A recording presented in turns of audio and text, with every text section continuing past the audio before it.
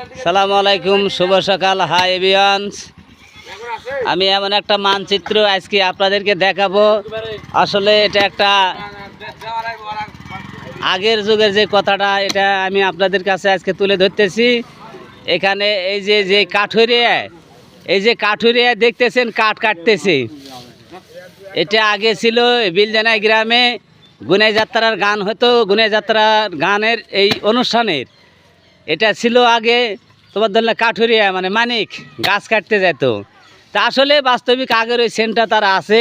এই যে বর্তমানে এখন দেখেন এই যে কাঠ কাটতেছে, তিনি এখন যে ব্যবসা করেন, ব্যবসা মানে তার একটা বিনি পুঁজির একটা ব্যবসা। আমি আপনাদেরকে ভালো করে পরিচয় করে দেখাই।